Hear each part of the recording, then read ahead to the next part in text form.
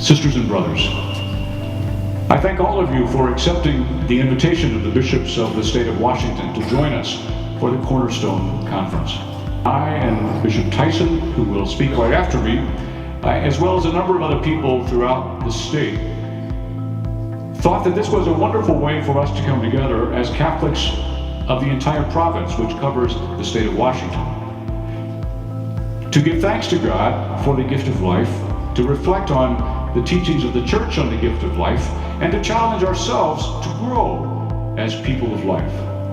But also to recognize how each of us is called to live the gospel of life in our personal lives and in the public, and how the teachings of the Church, in other words, how Christ himself sends us forth to be a part of the public discourse about things that matter.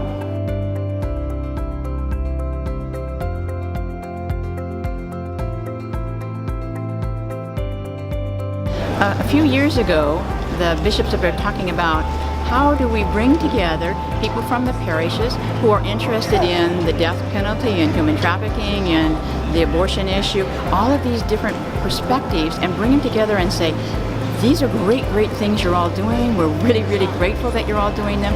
But the foundation of our teaching is Jesus Christ. That's the cornerstone, which is how we got the name. So it became the Cornerstone Catholic Conference. The bishops will have an opportunity to meet with their people.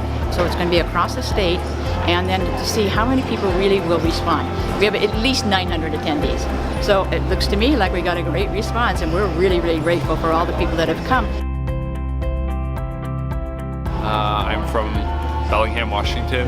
Western Washington University is part of the Newman Center. They want us to get exposure to a lot of different things going on in the church, and so part of the programs they really encourage us to come, which I thought would be a great opportunity to learn more about the wonderful things the church is doing collaboratively across the state, as well as in our communities. The best thing for me so far is just having a networking opportunity to really realize there's young adults who are passionate about these issues. They're excited and they're on fire for their faith, and there's so many of them, and it's really encouraging, and it's kind of a gust of fresh air for me. I primarily came because I'm a member of the Respect Life. I also am in charge of visitors, Eucharistic ministers to the homebound, and it's so wonderful to share the church and the faith with them. But then they'll ask you something like, what do you think about me quitting my meds? And it's like, I need to know more. I need to know more. We chose the speakers because we wanted a broad spectrum, so we didn't want just to be individuals. And then we just went and said, who can best give the message at this time, knowing what our message was, that we wanted to have this coordinated effort on for all those people who think, who are really dealing with those who are poor and those who are dealing with those who are unborn. How do we bring all of those issues that we deal in those areas, how do we bring them together? Our faith impels us, Christ himself impels us to live our faith first and foremost, to deepen our faith, but then also to participate in the world around us, because we know that the truth that has been given to us is for all.